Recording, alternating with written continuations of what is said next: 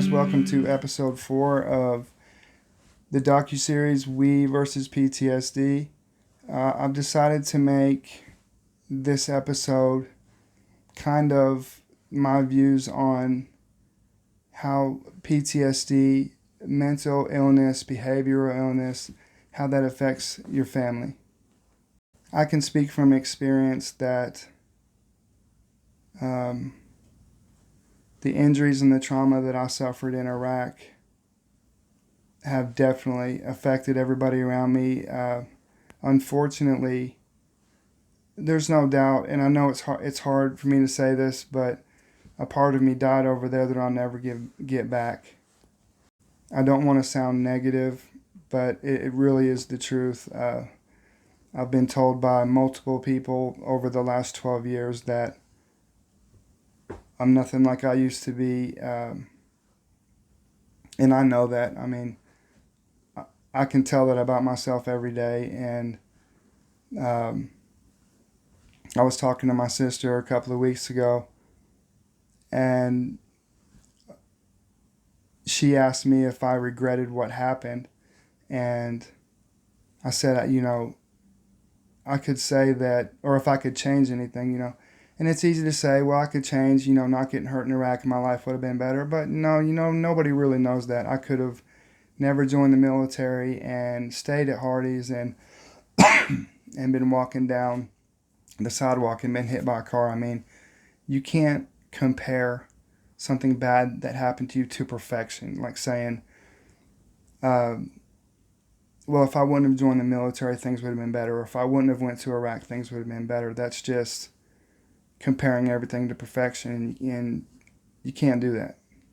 But when I talked to her, it was really sweet.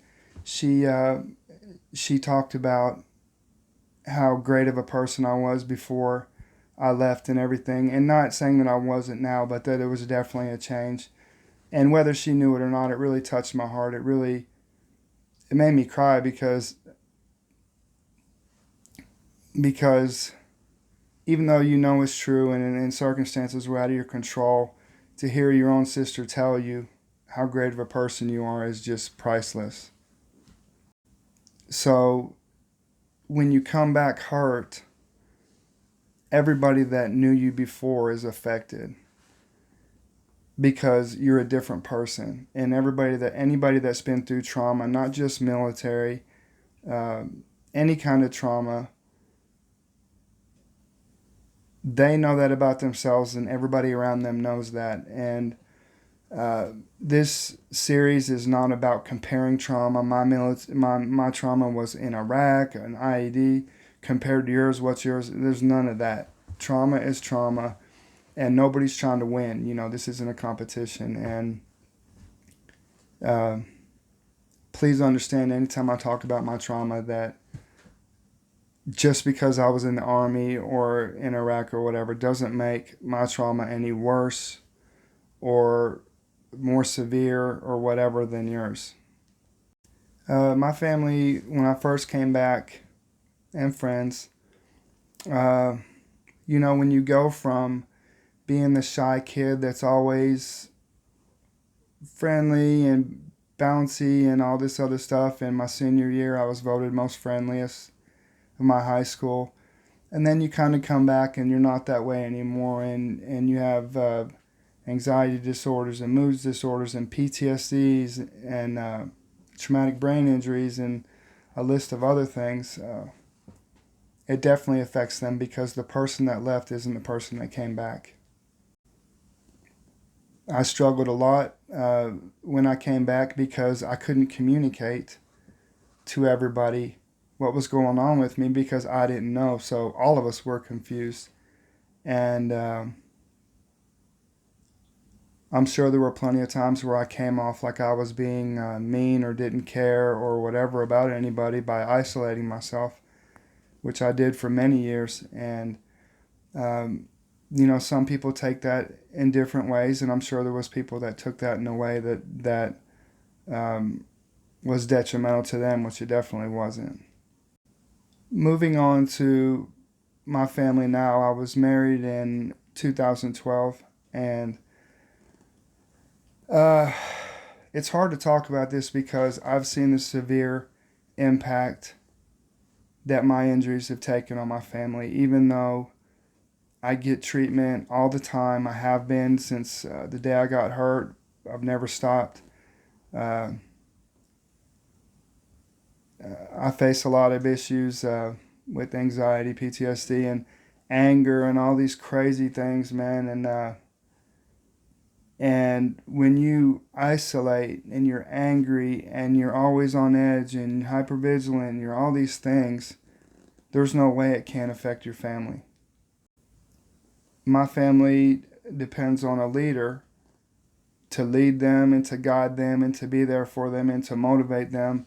And when me being the leader, I'm locked up in my room for days, or I don't leave the house for 2 weeks or something like that, you really can't lead like that. And especially my young son, he doesn't know how to take that, and I feel horrible about it. I mean, I feel horrible about it every day.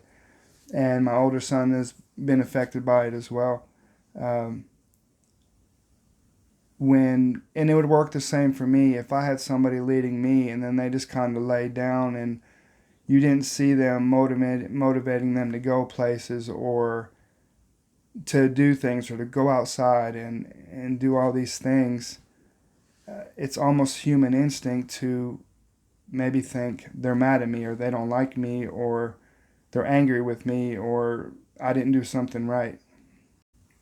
Even though it's hard to say on this video, uh, I see how my anger and anxiety and hypervigilance and all these things, I see how they affect my family every single day. And it's heartbreaking. It really is. I mean, I'm not talking negative about myself. I'm just being real. I mean, these issues plague my family every day, and they have, especially over the last 3 years. It seems like this last 3 years has kind of been a steady decline, and then 2019 was just the bottom fell out.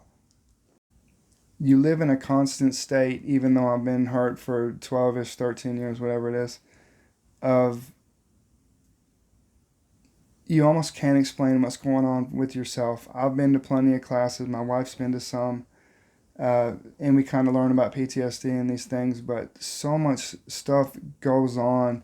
It's almost like, they say when you come back from the war just started. That is not an exaggeration, man. That is the war that goes on between my two ears, man. I'm telling you, it's almost torturous at times. And then when you add a family into the mix and young kids into the mix, it makes it that much worse. I constantly try to find ways to calm myself down and to try to be in the moment and do certain things like that. But as all of you know that suffer with PTSD and different levels of maybe disorders due to trauma, you can't always control everything. Most of the time, you can't control anything, and uh, I I really focus on prayer and devotion time and really trying to find a way to change my mindset.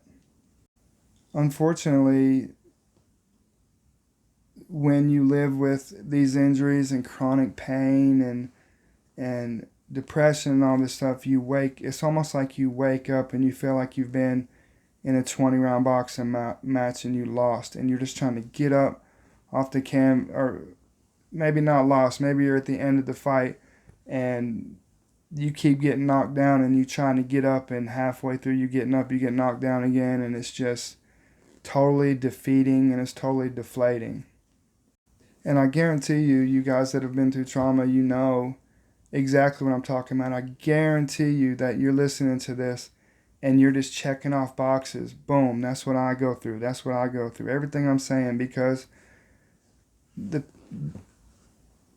ones of us that have been through the trauma and are dealing with these PTSD and things like that, just like I said in other videos, even though we know we're not the only one, you just get in this bubble where you feel like you're the only one. And then somebody like me or somebody else makes a video like this, and you're like, man, I have that, I have that, I have that. So I know you guys can relate to what I'm saying. And I just hope that I can hear back from you guys, and you guys can give me some input on this subject. I'll tell you something heartbreaking that happened a month ago or so. I was putting my son to bed, and he really kind of doesn't open up and talk like this too much. But he said to me, he said, what were you like before you got hurt? So it's hard to know that an 11-year-old boy recognizes that there's something wrong. Uh, it's heartbreaking, man, but you know, I'm staying in treatment. I go to treatment. I go to this. I've been going to the same VA hospital for 12 straight years. And in 2019, I was an inpatient in the PRTP program in the domiciliary in Mountain Home, Tennessee, getting treatment, and I graduated that program. But I'm constantly fighting to find a way to keep my head above water. I know you guys know exactly what I'm talking about. It's no knock to anybody, my family and friends. It's almost like there's nothing that they could do to an extent. It just seems like it's like if you were drowning, you just bring your head up, take a big breath of air, and then you drown, and then you take a big breath of air, and it's just kind of what it feels like all the time. So there's no doubt that trauma and behavioral health and mental health issues affect families, and it's definitely affected mine. And I know I'm not supposed to feel bad about it, but I definitely do. But I'm trying to work through that, and I know that they know that I'm trying hard. That's all I've done is try. I've never given up. I could go on with this video for another 2 hours, but I'm gonna stop it here. But I want you guys to know that I know what it's like to see your issues affecting other people around you in a negative way, and to not be able to explain to them what's going on, and then for it to go on for days, weeks, months, and years, and a decade, But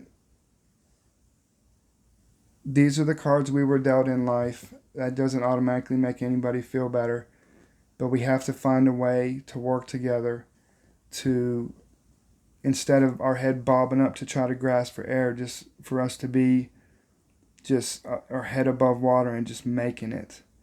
And for me, the only thing I can latch on to more than anything is God and my faith. Just because I'm a Christian and I believe in God and I'm struggling, that doesn't mean, oh, he's a Christian, how could he struggle? Christians are human beings too, man. We struggle like everybody else, and that's part of it.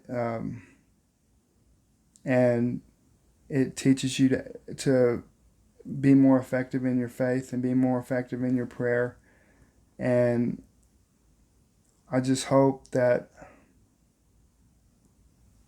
you guys watching will just say to yourselves, there's somebody else out there. I've got this little, like, if you're right here, this gave me this much more hope. And it gives you another reason to push, because that's what we're doing it with all this trauma. We're pushing. And we're just trying to make it another day. I'm going to wrap this episode up, man. This has been We versus PTSD, episode 4, The Effect on Family. And I hope that this has given you some insight. I hope that you can relate to this. And this has helped you today. And like I say at the end of all my videos, God bless every single one of you. I mean that from the bottom of my heart. You guys are so near and dear to my heart. And I think together we can find a way to keep pushing. And I just encourage you guys to share this, like it, subscribe, whatever. Just get this moving on so other people can see it. And we can just reach people, man, and just make a difference. All right. The next episode, which is episode 5, I think, and I haven't decided exactly what that's going to be just yet, But I'm hoping to hear from you guys, and I'm hoping this next episode will be an idea that wasn't mine, but it's yours. Okay? So, God bless. Stay strong. Keep pushing. And just find a way. And we're going to make it.